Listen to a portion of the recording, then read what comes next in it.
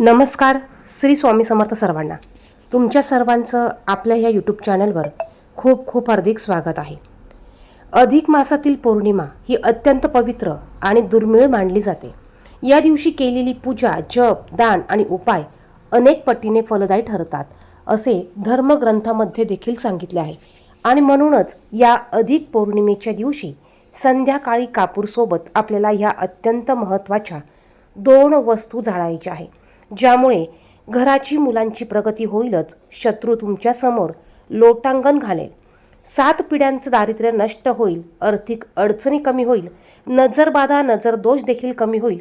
इतका म्हणजे इतका प्रभावी हा उपाय आहे आणि अगदी साधा सोपा उपाय आहे. या वस्तू ज्या आहेत ह्या वस्तू आपल्या सर्वांच्याच घरामध्ये उपलब्ध असतात.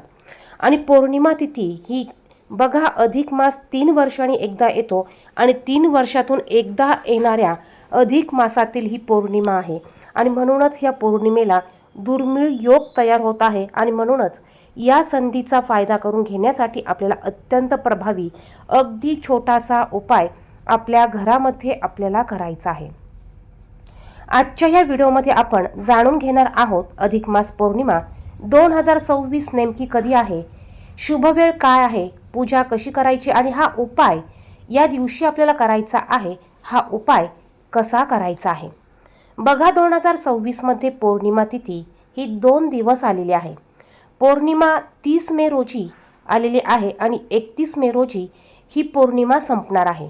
म्हणजेच 30 तारखेला पौर्णिमा चालू होत आहे आणि 31 मेला ही पौर्णिमा संपणार आहे. उदय तिथीनुसार ही पौर्णिमा 31 मे रोजी आपण गृहीत धरणार आहोत.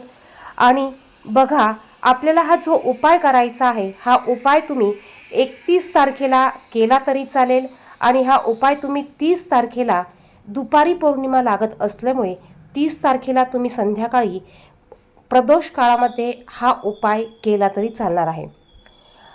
अधिक पौर्णिमेच्या दिवशी सकाळी स्नान करण्याला अधिक महत्त्व आहे. त्यामुळे आपण पवित्र नदीमध्ये, शक्य नसेल तर घरीच अंघोळीच्या पाण्यात थोडंसं गंगाजल टाकून थोडीशी चिमूटभर हळद टाकून अंघोळ करायची आहे. या दिवशी भगवान श्रीहरी विष्णू आणि माता लक्ष्मी त्याचप्रमाणे चंद्रदेवाची पूजा करण्याला अधिक महत्त्व आहे. अधिक मास हा भगवान विष्णूंना समर्पित मानला जातो. त्यामुळे या दिवशी ओम नमो भगवते वासुदेवाय नमः या मंत्राचा जप अत्यंत प्रभावी ठरणार आहे. त्याचप्रमाणे शक्य झाल्यास श्रीहरी भगवान विष्णू यांना प्रिय असलेलं विष्णू सहस्रनाम स्तोत्र याचं पठण करावा किंवा यूट्यूबला लावून त्याचं तुम्ही श्रवण करू शकतात. अधिक मास पौर्णिमेला संध्याकाळच्या वेळी कापूर सोबत आपल्याला ह्या 2 अत्यंत प्रभावी वस्तू जाळायच्या आहेत, ज्यामुळे आपल्या घरातील नकारात्मक ऊर्जा ही दूर होईल, घरातील अडचणी दूर होतील, वातावरण शुद्ध होईल, सकारात्मक ऊर्जा घरातील वाढेल आणि त्यामुळे घरात शांतता, सुख आणि समाधान टिकून राहील. बघा, नकारात्मक ऊर्जा, निगेटिव्ह ऊर्जा ही घरात साठवलेल्या सामानामुळे तयार होत असते, अस्वच्छतेने निर्माण होत असते किंवा आपल्याबरोबर एखादी वाईट बाधा, वाईट गोष्टी आल्यामुळे देखील तयार होत असते.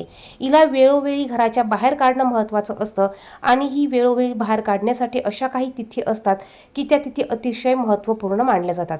आणि त्यातलीच तिथी म्हणजे पौर्णिमा तिथी, अधिक महिन्यात येणारी ही तिथी.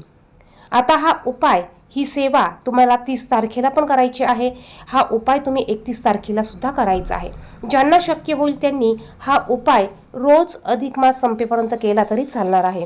अत्यंत आणि प्रभावी उपाय असल्यामुळे आपण रोज संध्याकाळी 6 वाजेनंतर 7-7:30 वाजेपर्यंत प्रदोष काळामध्ये हा उपाय करू शकतात. या उपायासाठी आपल्याला एक मातीचं मोठं भांडं किंवा पंती घ्यायची आहे. यामध्ये आपल्याला 2 अखंड फूल असलेल्या लवंगा घ्यायच्या आहे. भीमसेनी कापराच्या 4 ते 5 वड्या घ्यायच्या आहे. बघा, ज्यावेळेस तुम्ही भीमसेनी कापराचा वापर कराल त्यावेळेस हा उपाय जबरदस्त बनतो. त्यामुळे भीमसेनीच कापराचा वापर आपल्याला करायचा आहे. सर्वात अगोदर संध्याकाळी देवासमोर दिवा लावून घ्या, दरवाजा उघडा करा, खिडक्या उघड्या करा आणि त्यानंतर आपल्याला हा उपाय करायचा आहे. कापूर ठेवल्यावर 2 अखंड फूल असलेल्या लवंगा ठेवा आणि यामध्येच आपल्याला 7 काळी मिरी देखील ठेवायची आहे. त्यानंतर आपल्या सर्वांकडे तेजपत्ता असेलच, नसेल तर तो आणून घ्या. आपल्याला तेज पानाचं एक पान घ्यायचं आहे, म्हणजेच तमालपत्र घ्यायचं आहे. अगदी छोटं असलं तरी चालेल, फाटलेलं नसावं, खराब झालेलं नसावं. आता यावर आपल्याला थोडक्यात आपली इच्छा लिहायची आहे. इच्छापूर्तीसाठी देखील तुम्ही हा उपाय करू शकतात. थोडक्यात म्हणजे बघा, आता तुम्हाला पैशाची समस्या असेल तर धनप्राप्ती लिहा, घराची समस्या असेल तर घर होण्यासाठी, नोकरीसाठी असेल तर नोकरी प्राप्ती, असं थोडक्यात तुम्हाला लिहायचं आहे. आणि हे टेचपान आपल्याला यावर ठेवायचं आहे. त्यानंतर हे भांडं आपल्याला देवघरासमोर, जिथे देवघर असेल तिथे बसून आपल्याला यातील वस्तू प्रज्वलित करायच्या आहे. सर्वात महत्त्वाचं म्हणजे उपाय करत असताना आपल्याला कोणाशी बोलायचं नाही. आपलं मन स्वच्छ पाहिजे, पवित्र पाहिजे. मनामध्ये कोणाही विषयी वाईट भावना नको. पूर्ण श्रद्धेने हा उपाय करायचा आहे. माता लक्ष्मी, श्रीहरी भगवान विष्णू यांना स्मरण करून, यांना स्मृतीत ठेवून हा उपाय करायचा आहे. जी काही इच्छा असेल ती इच्छा प्रकट करून तुम्ही हा उपाय करू शकतात. उपाय करताना आपल्याला ओम नमो भगवते वासुदेवाय नमः, ओम नमो भगवते वासुदेवाय नमः हा मंत्र म्हणायचा आहे. किंवा तुम्ही तुमच्या गुरूंचं स्मरण केलं तरी चालेल, किंवा माता लक्ष्मीचं स्मरण केलं तरी चालेल. आणि हा वस्तू आपल्याला प्रज्वलित करायचा आहे. आता हे प्रज्वलित केल्यानंतर सर्वात अगोदर आपल्याला देवघरामध्ये याचा धूर पसरवायचा आहे, फिरवायचा आहे. त्यानंतर आपल्या घरात जेवढे रूम असतील, हॉल असेल, त्या सर्व रूममधून हा धूर आपल्याला पसरवत फिरवत आपल्याला घराच्या मुख्य दरवाजापाशी यायचं आहे. आपल्या मुख्य दरवाजावर उंबरट्यावर मधोमध हे भांडं ठेवायचं आहे. जोपर्यंत यातील वस्तू जळत आहे तोपर्यंत जळू द्यायच्या, तोपर्यंत आपलं नामस्मरण हे चालू ठेवायचं आहे. त्यानंतर यातील वस्तू संपल्यानंतर हे थंड होऊ द्यायचं, किंवा यात थोडंसं पाणी टाकून हे एखाद्या मोठ्या झाडाखाली आपल्याला ओतून द्यायचं. बघा, काही वस्तू जळाल्या असतील, काही नसतील, तरी देखील संपूर्ण जळाल्यानंतर आपल्याला यातील वस्तू निर्माल्यात एखाद्या मोठ्या झाडाखाली टाकून द्यायच्या आहेत. अतिशय म्हणजे अतिशय ही महत्त्वाची आणि अधिक मासातील पौर्णिमा आहे. या दिवशी हा छोटासा उपाय अवश्य करावा. यामुळे आपल्या घरातल्या अडचणी कमी होतील, पैशाचे मार्ग मोकळे होतील, अडचणी दूर होतील.